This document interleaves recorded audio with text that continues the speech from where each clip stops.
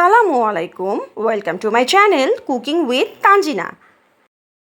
আজকে আমি আপনাদের সাথে অতি মজাদার শুটকি ভুনার একটি রেসিপি শেয়ার করব। এখানে আমি শুটকি নিয়েছি 250 গ্রাম। এগুলো ভালো করে ধুয়ে কেটে পরিষ্কার করে নিয়েছি। এবার একটি প্যানে হাফ কাপ তেল নিয়েছি। তেলটি গরম হয়ে গেলে এখানে আমি 1 কাপ পেঁয়াজের কুচি এবং কাঁচামরিচ দিয়ে দেব 5 থেকে 6টি। এবার পেঁয়াজগুলোকে ভালোভাবে তেলের সাথে ভেজে নেব।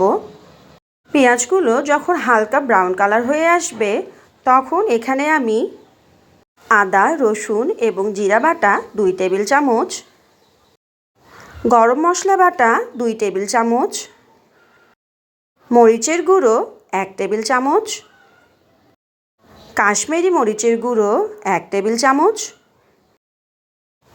হলুদের গুঁড়ো 1 টেবিল চামচ দিয়ে দেব। এবার সবগুলো মশলা ভালোভাবে পেঁয়াজের সাথে মেখে নিয়ে এখানে আমি পানি অ্যাড করব।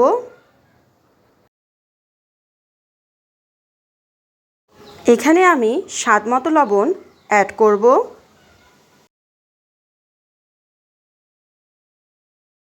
লবণ ভালোভাবে মশলাগুলোর সাথে মেখে নিয়ে, কারণ মশলা যত ভালোভাবে কষানো হবে শুটকি ভুনার স্বাদ তত বেশি মজা হবে। আমার মশলা কষানো হয়ে গিয়েছে। এবার এখানে আমি শুটকিগুলো অ্যাড করব। এভাবে 4-5 মিনিট নাড়ার পরে এখানে আমি পরিমাণ মতো পানি অ্যাড করব। পানি পুরোপুরি শুকিয়ে না যাওয়া পর্যন্ত রান্না করতে থাকব এবং মাঝে মাঝে নেড়ে চেড়ে দেব, না হলে নিচে লেগে যেতে পারে। এভাবে নাড়তে নাড়তে পানি শুকিয়ে যখন তেল বের হয়ে আসবে তখন শুটকিটি আমার রান্না হয়ে যাবে। এই পর্যায়ে আমি এখানে গরম মশলার গুঁড়ো দিয়ে দেব। এখন আরেকটু নেড়েচেড়ে দেব। আমার শুটকি রান্না হয়ে গিয়েছে। এটি খেতে অনেক মজা হয়েছিল।